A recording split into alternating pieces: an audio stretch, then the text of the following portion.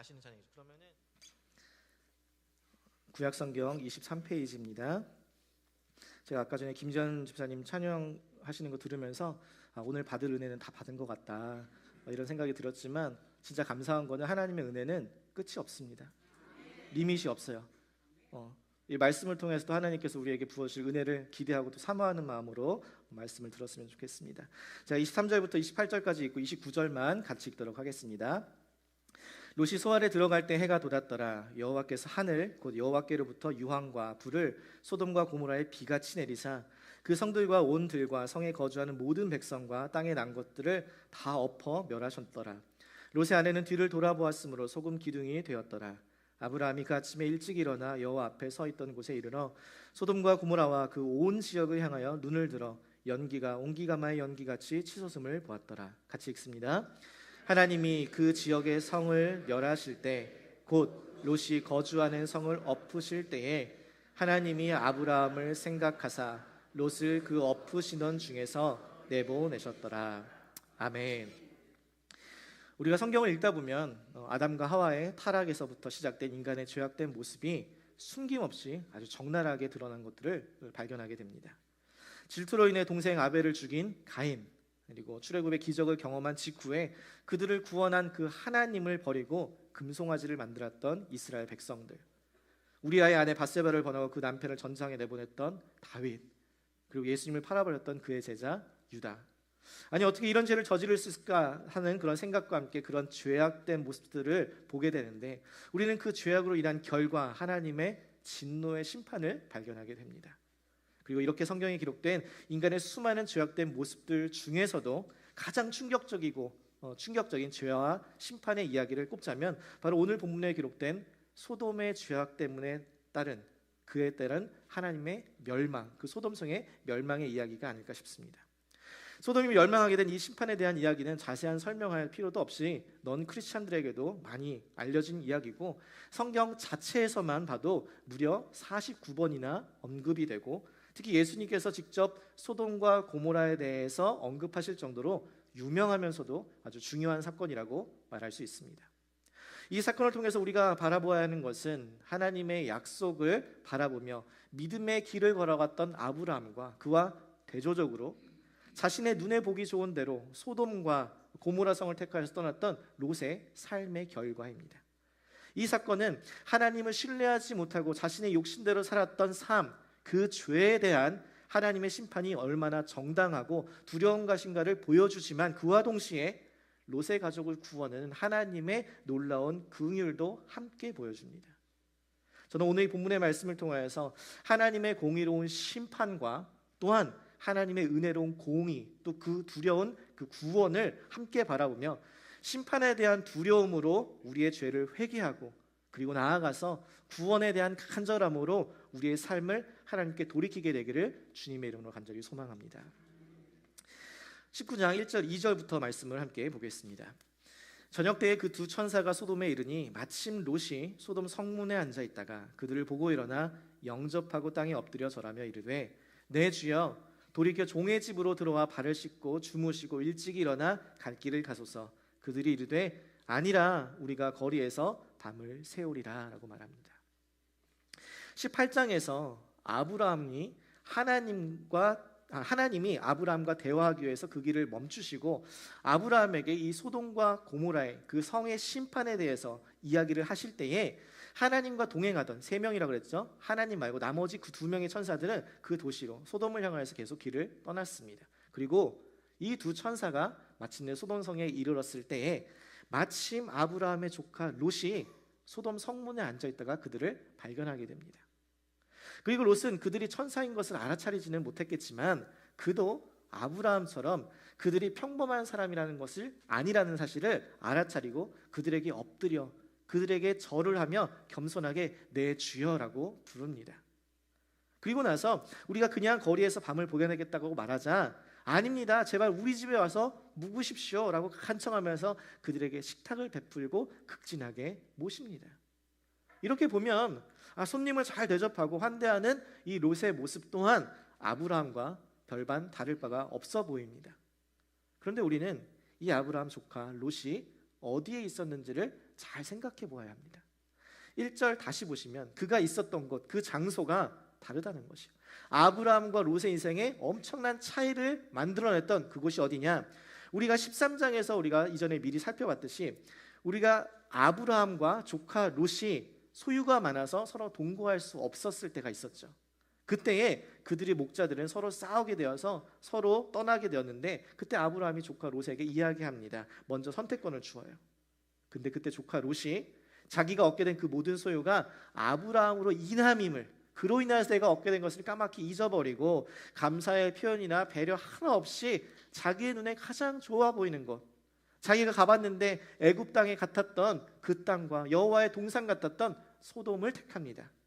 그런데 성경은 그때 복선을 심어두죠. 뭐라고 해요? 소돔 사람은 여호와 앞에 악하며 큰 죄인이었다라고 기록합니다. 롯도 소돔이 악했던 것을 알고 있었어요.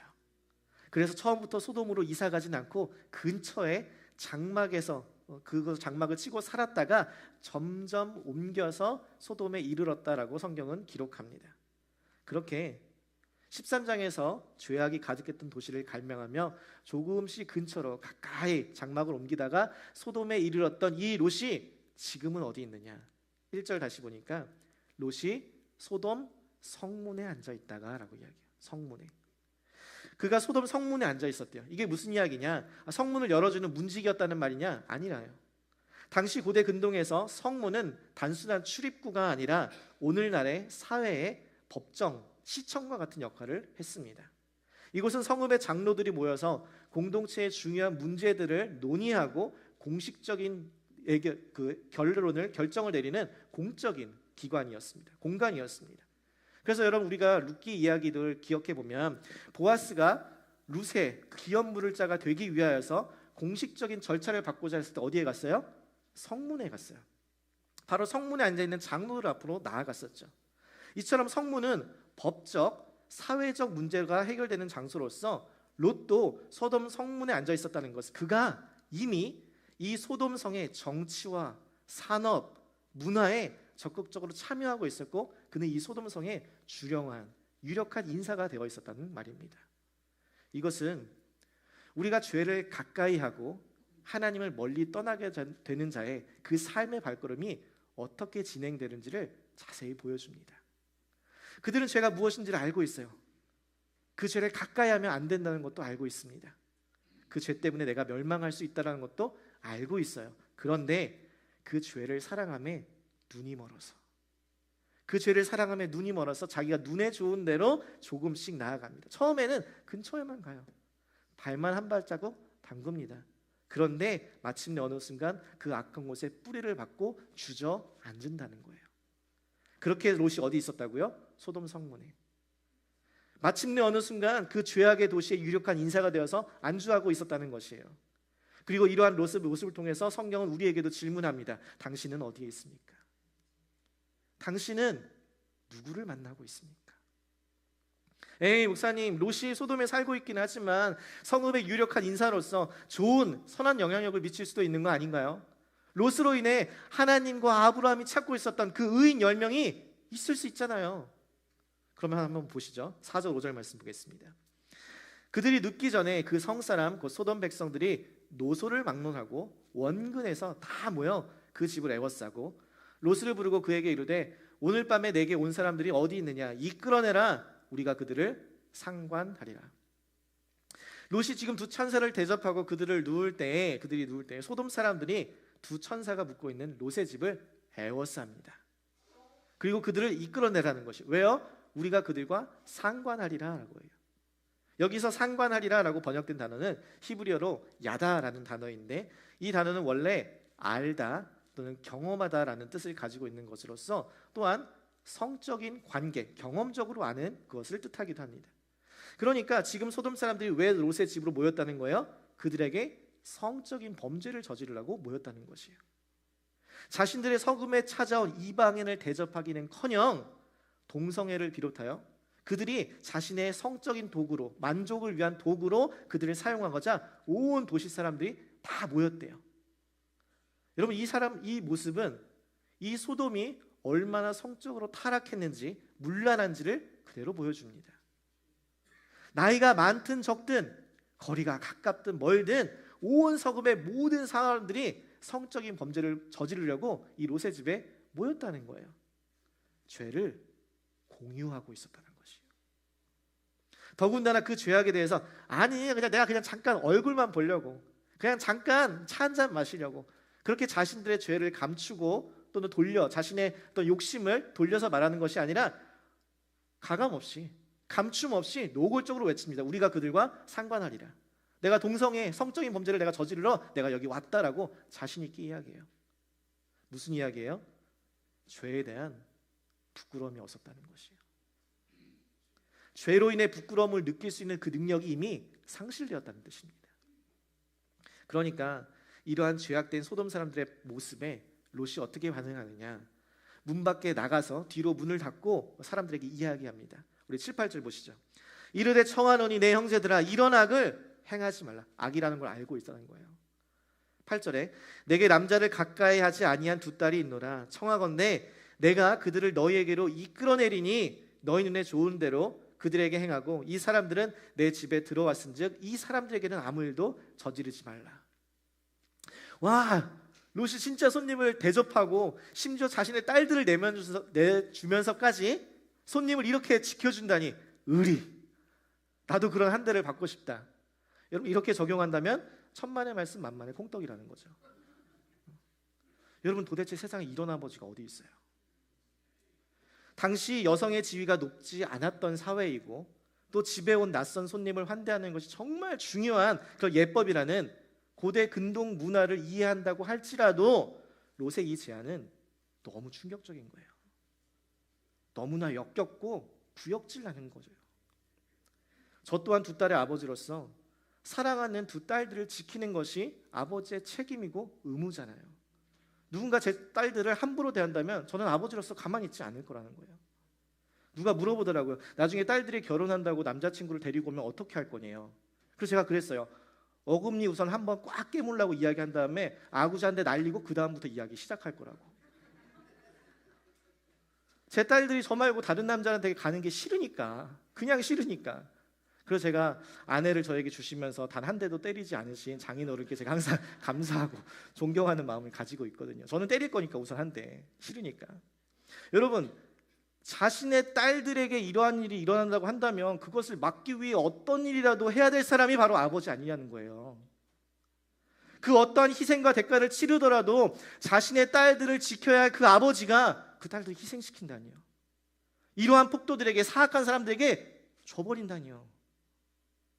여러분 이게 죄악의 도시 소돔에 살면서 사고방식이, 왜곡된 가치관이, 비상식적이고 비도덕적인 말과 행동을 하는 죄악에 물들어버린 롯의 모습이었습니다. 부끄러움을 모르고 죄를 공유하면서 성적인 범죄를 저지르고자 하는 이 소돔 백성들, 사람들과 자신의 딸들을 그들에게 내어주면서까지 위기를 모면하고자 하는 타락한 위선의 모습을 가진 롯. 여러분 이 둘 중에 누가 더 죄악돼요? 비교할 수 없죠. 둘 다 구역질 나는 거예요. 여러분 이렇게 롯이 손님을 지키기 위해 두 딸을 내어주겠다는 기괴한 제안을 하면서 소돔 사람들을 진정시키려고 하지만 그들은 이에 개의치 않고 이제 내가 우리 땅에 거주하면서 우리의 법관이 되려고 하는구나, 네가, 그러면서 이제는 롯을 해하려고 합니다. 여러분 롯은 세상 화려하고 그냥 눈에 보기 좋아서 소돔을 갈망하고 점차 장막을 이동해 가다가 이제는 아예 거주하고 그곳에서 영향력 있는 인물까지 되었는데 그 결국이 어때요? 오히려 그들에게 해를 당하는 순간을 맞이하게 된다는 거예요. 여러분 죄가 이렇습니다. 우리가 죄를 사랑하고 죄를 가까이 하고 그 죄 안에 거하게 되면 이제 내가 마음대로 할 수 있을 것 같은 위치와 능력에 그것들을 많이 누릴 것 같게 되지만 그 결국은 우리가 그 죄에 사로잡히게 된다는 거예요. 그 죄의 노예가 돼요. 내 영혼을 빼앗겨 버리게 됩니다. 그 순간 내가 해를 당하는 순간을 맞이하게 된다는 거예요. 그때에 두 천사가 재빨리 롯을 집 안으로 들여보내고는 무리들의 눈을 멀게 합니다. 아마 이때 롯은 이 두 사람이 특별한 사람인 거, 그냥 단지 특별한 사람이 아니라 하나님이 보내는 사람이라는 것을 알게 됐겠죠. 그리고 나서 두 천사가 이야기합니다. 12절 13절 한번 보세요. 그 사람들이 롯에게 이르되 이외에 내게 속한 자가 또 있느냐? 네 사위나 자녀나 성중에 내가 속한 자들을 다 성 밖으로 이끌어내라. 우리 13절 같이 읽습니다. 시작. 그들에 대한 부르짖음이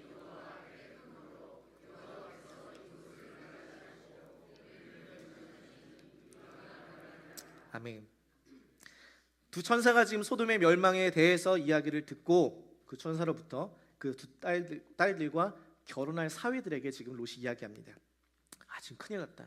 지금 큰일 났다. 하나님께서 이 성을 멸하실 거니까 너희는 지금 당장 일어나서 이 성을 떠나라.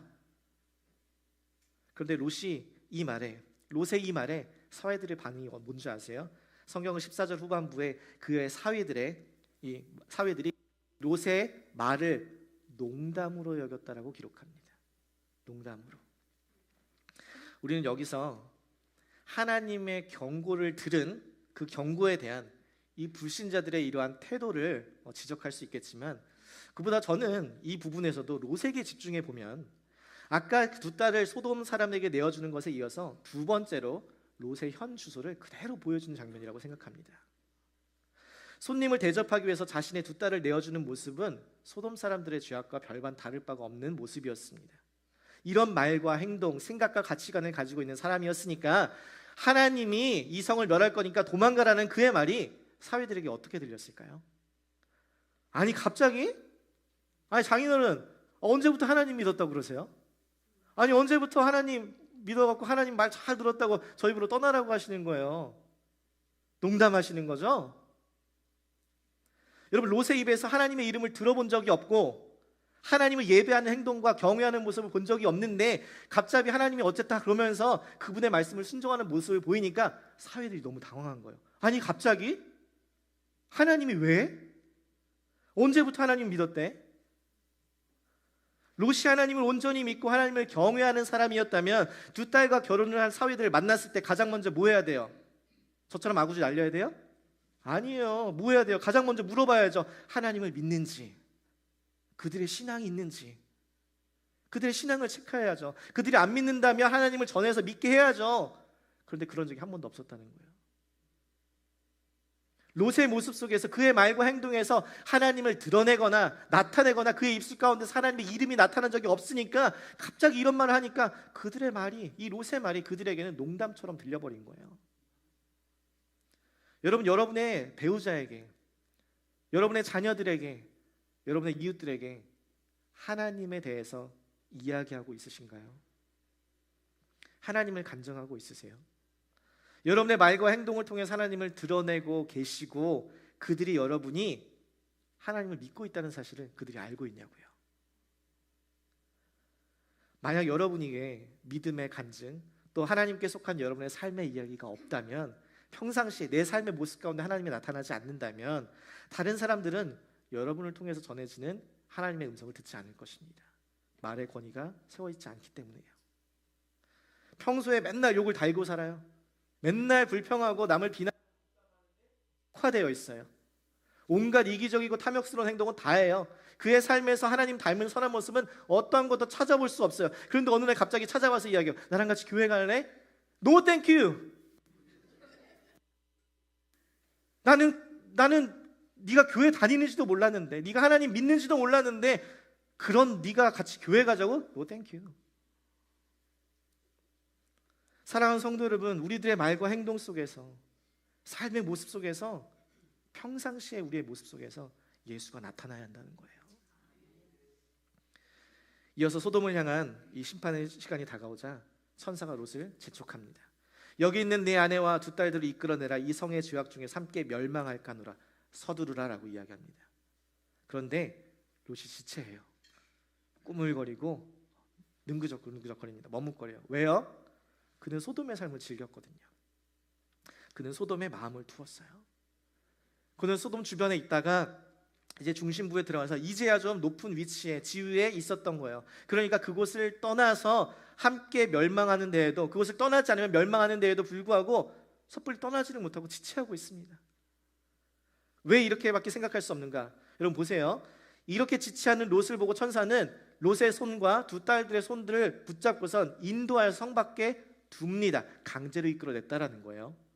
그리고 나서 천사가 하는 말, 돌아보지 말고 들에 머물지 말고 산으로 도망하여서 심판을 피하라. 멀리 떠나라는 거예요. 그런데 롯이 하는 말이 과감합니다. 내가 산에까지 가면 못 피할 것 같은데요. 그냥 여기 가까운 작은 성읍에 가서 피하면 안 될까요? 여러분 진짜 이게 무슨 이야기냐면 내가 그래도 소돔이라는 성에서 도시 생활을 한 사람인데 내가 어떻게 품이 떨어지겠어? 산에 가서 축축하고 좀 더럽고 어떻게 땅바닥에서 그런 데서 자겠냐 이거예요. 하나님의 무서운 진노와 심판이 임박한 그 순간에도 소돔에서 누렸던 그 풍요와 안락함이 몸에 배어서 그곳을 떠나기 싫어서 근처에 있겠다는 거예요. 우선 지금 심판한다니까 피하긴 피하는데 멀리 가진 않겠다는 거예요. 여전히 그 마음이 소돔에 있었다는 것이죠.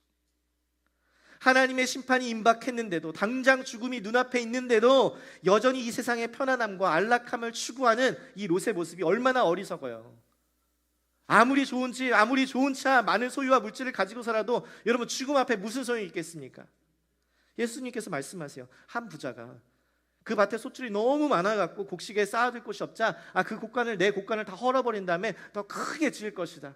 그리고 그 곡간에 쌓은 다음에 여러 해 동안 그곳을 풍성하게 누릴 것이니까 내 영혼아 이제 걱정 말고 편안히 쉬자.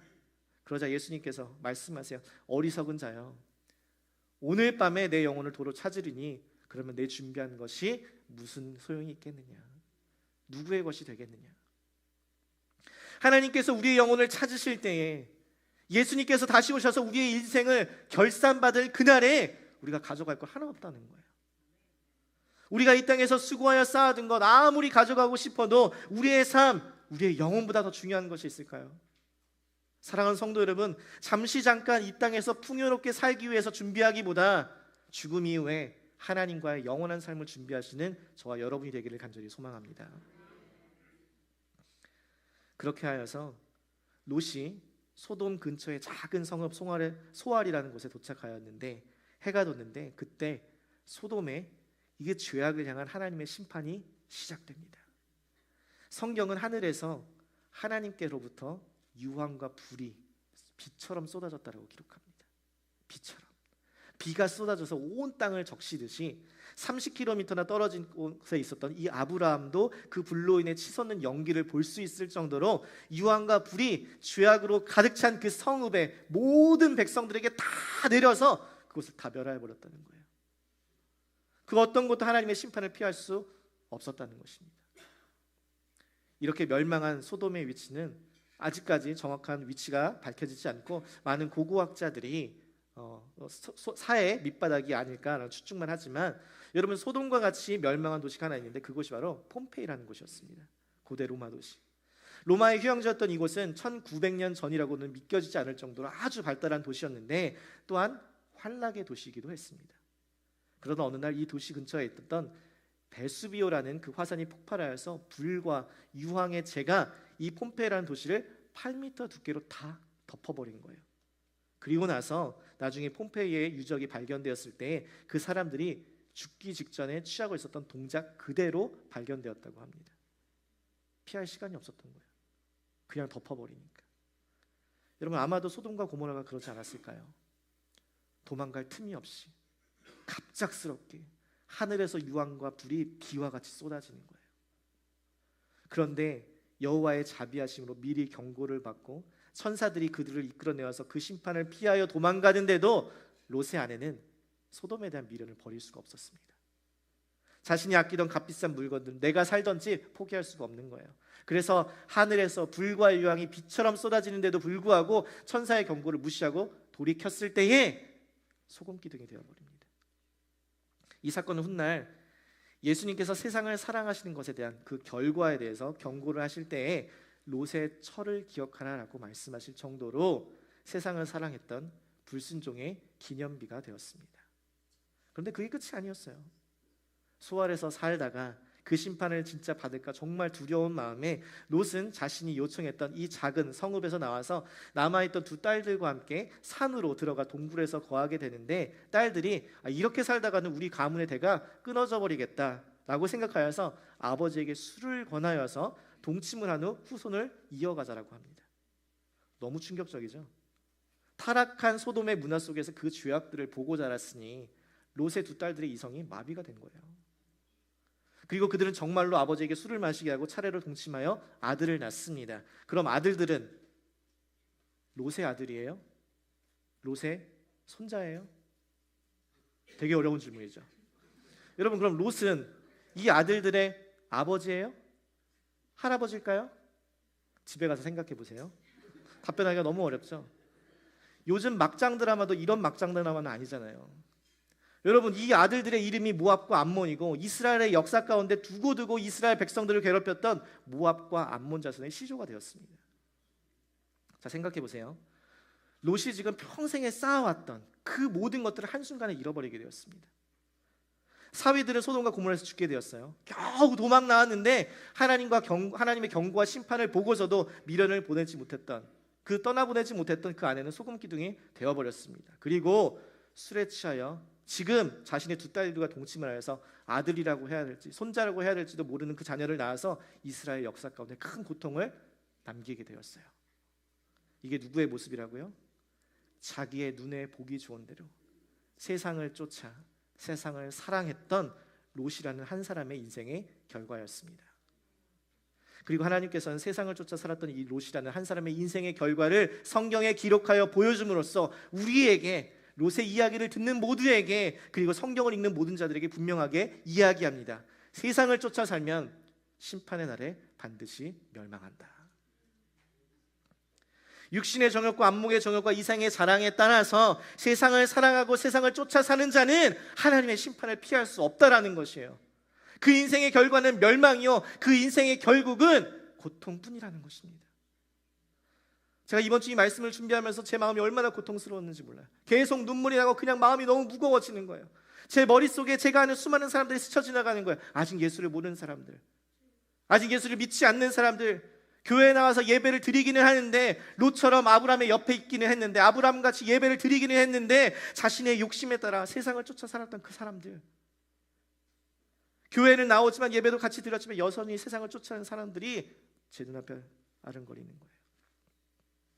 그러니까 마음이 급해지더라고요. 빨리 이 말씀 전해야 되는데, 정말 간절하게 전해야 되는데, 어떻게든 진짜 그가 하나님의 진노와 심판을 받지 아니하도록 그 지옥불에서 억지라도 끌어내야 되는데 어떻게 해야 할까? 내 연약함으로 인해, 내 부족함으로 인해서 내 말에 권위가 없고 권세가 없어서 농담처럼 들리면 어떡하지? 그냥 흘려 지나가는 말로, 그냥 주일에 한번 와서 그냥 듣는 교훈 정도로 생각하면 어떡하지? 그래서 정말 하나님 앞에 간절하게 기도하게 되더라고요. 하나님, 저의 어떠함과 상관없이 저의 부족한 입술을 통해서 전해지는 그 하나님의 말씀이 귀에 들려지게 하여 주옵소서. 여러분, 우리에게 주신 하나님의 말씀은 바로 이것입니다. 하나님께서는 하나님을 거역하고 하나님을 멸시하는 그 죄에 대해서 진노하신다는 거예요. 그리고 그 하나님의 공의로우신 성품으로 인해 그 죄를 간과하실 수가 없고 그 죄에 대해 반드시 심판하신다는 거예요. 그 심판을 피할 자가 아무도 없다는 것입니다. 갑자기 쏟아지는 비를 누가 피할 수 있겠어요? 비처럼 쏟아지는 불, 그 하나님의 진노와 심판을 누가 피할 수 있겠냐고요. 그 죄 가운데 잉태된 우리 중 누구도 이 죄의 심판을 피할 수가 없습니다. 그렇다면 우리는 어떻게 해야 될까요? 우리는 정말 이대로 멸망당할 수밖에 없는 걸까요? 여러분, 오늘 본문은 우리의 죄에 대한 하나님의 공의로운 심판이 분명히 있을 것임을 보여주지만 그와 동시에 하나님의 은혜로운 구원도 있음을 보여줍니다. 그 누구도 소돔에 임한 하나님의 진노를 피할 수 없었어요. 멸망당할 수밖에 없었습니다. 소돔 성에 불이 비처럼 쏟아져서 그곳에 있는 모든 사람들이 다 멸하였어요. 그런데 딱 한 가족만 구원을 얻었어요. 누구요? 롯의 가족. 그들만 피할 수 있었습니다. 그렇다면 우리는 롯이 어떻게 이 소돔의 심판을 피할 수 있었는지를 생각해 봐야 돼요. 그러면 우리도 이 롯처럼 그 심판을 피할 수 있으니까요. 그럼 여러분, 먼저 어떻게 이 롯이 소돔의 심판을 피할 수 있었을까요? 롯은 천사들로부터 소돔의 심판에 대해서, 멸망에 대해서 심판이 있을 것이라는 그 사실을 미리 경고하여 들었습니다. 미리 들었다는 것이요. 경고하심을 들었기 때문에 심판을 피할 수 있었습니다. 여러분, 오늘 본문을 읽으면서 여러분들 눈치채셨는지 모르겠지만 반복적으로 나오는 구절이 있어요. 17절부터 22절까지 5번이나 반복되는 그 구절, 그게 뭐냐?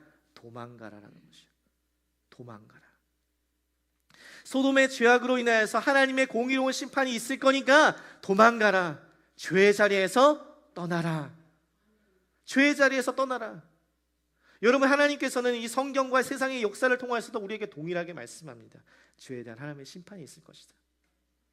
그 죄의 자리에서 떠나고 도망가고 멀리하라. 그래야 하나님의 진노의 심판을 피할 수 있을 것이다. 여러분, 그런데요, 여기서 우리가 더 중요하게 볼 것이 있습니다.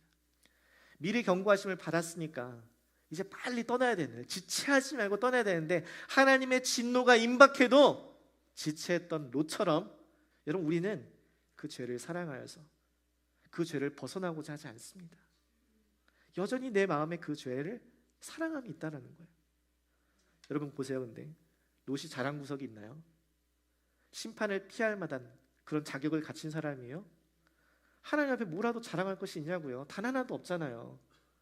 심판받을 그 사람들과 별반 다를 바가 없잖아요. 그런데 어떻게 그가 심판을 피할 수 있었을까요? 미리 경고하심으로 안 됐어요. 그는 계속 지체했습니다. 그런데 여러분 16절 다시 보세요.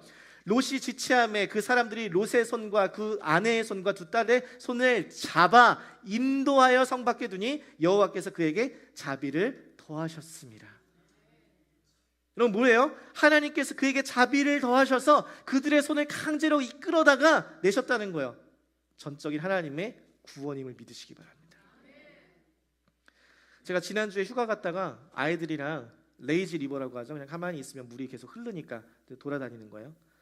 근데 아이들 데리고 물놀이를 하고 있는데 제가 먼저 이제 물살에 이제 휩쓸려서 이제 가고 있는데 뒤쪽에 갑자기 소리가 나기 시작해요. 한 아이가 4-5살 정도 되는 아이가 얕은 데서 놀고 있었는데 물살이 이제 세니까 계속 밀리다가 발이 안 닿는 데까지 끌려온 거예요. 그래서 갑자기 막 나오는 순간 막 소리를 지르고 들어가서 물을 막 계속 먹는 거예요. 제가 본 것만 해도 2-3번이 되는 거예요. 곧 있으면 죽겠다 싶을 정도로 발이 안 닿으니까. 그래서 제가 다행히 제가 멀리 있지 않아서 제 두 딸들을 가까운 데다 잡으라고 하고 제가 막 거꾸로 올라가서 그 아이를 잡아서 끌어서 올렸어요. 강제로. 애가 얼마나 무서웠는지 막 기겁을 하고 막 눈이 막 파래져갖고 막 쿨럭쿨럭하면서 막 소리를 지르니까 부모님들이 그때 와서 막 허겁지겁 오신 거예요. 그러면 그 아이에게는 물에서 혼자 나올 수 있는 능력이 없었습니다. 발이 안 닿거든요. 혼자서 스스로 빠져나올 능력이 없는 거예요. 그 아이가 나올 수 있는 그 방법은 단 하나였어요. 누군가 강제로 그 아이를 끌어올리는 것이었어요. 여러분, 죄를 사랑하는 우리가 이 죄의 심판에서 빠져나올 수 있는 방법은 단 하나예요. 하나님께서 우리에게 자비를 더하셔서 우리를 강제로 죄의 자리에서 끌어내는 것이에요. 그렇다면 어떠한 자에게 자비를 베푸실까요? 도대체 롯은 어떻게 이 자비를 얻게 되었을까요? 우리 19장 29절 오늘 말씀의 결론입니다. 같이 한번 읽겠습니다. 시작. 하나님이 그 지역의 성을 하나님이 아브라함을 생각하사 롯을 그 엎으시는 중에서 내보내셨더라. 아멘. 하나님께서 소돔을 멸하실 때에 롯을 그 엎으시는 중에 내보내셨대요. 강제로 이끌어내셨다는 거예요. 근데 왜 그렇게 하셨대요? 왜 강제로 그를 이끌어내시는 자비를 베푸셨대요? 하나님이 아브라함을 생각하사. 영어로는 He remembered Abraham. 아브라함을 기억하셨다는 거예요. 아브라함을 뭐 했는데요? 아브라함이 소돔에 있는 롯을 생각하여서 기도했잖아요. 간구했잖아요. 그것을 기억하셨다는 거예요. 하나님은 죄악 속에서 세상을 쫓아 살던 롯을 보시고 그가 자격이 있어서 그래서 롯을 피하여서 강제로 이끌어내신 것이 아니라 롯을 위해서 간절히 기도하던 아브라함을 보시고 아브라함을 생각하고 아브라함을 기억하여서 롯을 구원하셨다는 거예요. 여러분, 우리의 이 롯의 구원은 우리의 구원도 이와 마찬가지라는 것을 보여줍니다. 죄악 속에서 여전히 죄를 사랑하고 세상을 쫓아 사는 우리를 보시고 우리의 자격과 능력을 보셔서 어떠함을 보시고 구원하시고자 한 것이 아니라 우리를 위해서 기도하시는 예수님을 보시고 우리를 위해서 자신의 몸을 버리신 예수님을 보시고 생각하시고 그분을 기억하셔서 하나님의 진노의 심판 가운데 사망의 그늘에 앉아있는 우리를 강제로 끌어내셔서 그 엎어지던 중에 내보내셨다는 거예요. 그렇게 우리가 하나님의 진노를 피하고 그렇게 우리가 구원을 얻고 그렇게 우리가 살게 되었음을 여러분 믿으시기를 주님의 이름으로 간절히 소망합니다. 사랑하는 성도 여러분, 우리의 죄에 대한 하나님의 진노, 그 심판에 대해서 미리 경고를 받으시고 이 말씀, 성경의 말씀을 통해서 경고를 받으시고 여러분 우리의 피난처 되시는 주께 피하십시오. 주님의 날개 그늘에 피하십시오. 그리고 그 아들 예수 그리스도를 생각하셔서 우리를 살리시는 그 전적인 하나님의 구원으로 인하여 하나님께 감사와 찬양과 영광과 존귀를 올려드리십시오. 그리하여 나는 스스로 아무것도 할 수 없어서 가만히 있을 수밖에 없지만 전적인 하나님의 구원을 하심을 통하여서 우리 하나님이 하나님 되심을 고백하는 저희 모두가 되기를 주님의 이름으로 간절히 소망합니다. 가서 이거 주가 보이신 생명의 길 이 찬양 다 아시죠? 다 아시는 찬양이죠. 그러면은 목사님